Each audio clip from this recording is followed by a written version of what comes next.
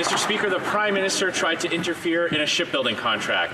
And when he got caught, he tried to destroy the reputation and career of the person who stood up to him. We've seen this before, and it's a dangerous pattern with this government. Right. Why is it that anyone who says no to this Prime Minister ends up with a target on their back? The lawyer for Mark Norman was quite clear that this government did impede this investigation by withholding important documents and facts. When it looked like the truth was going to try to come out in the SNC Lavalin corruption scandal, the Prime Minister shut down the investigations.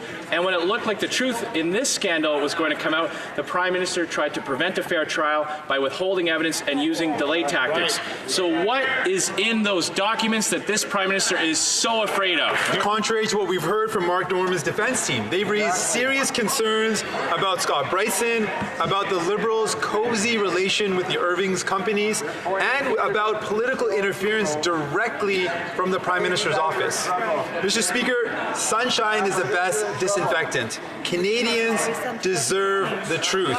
So why is the Prime Minister refusing to hold an independent investigation into the Liberals' handling of this case? Mr. Speaker, the prosecution in question was handled by the Public Prosecution Service of Canada, which operates independently from the Department of Justice and independently from my office. My office had no role whatsoever in the decision to seek a stay of proceedings. The decision belongs to the Director of Public Prosecutions alone. And the Director of Public Prosecutions has stated in February and repeated today that there was no contact or influence from outside the PPSC on either the initial decision to prosecute or the decision to stay the charge. The government has met all of its obligations with respect to third-party records applications during the course of the trial. All documents from priority individuals identified by the defense in February had already been provided to the court.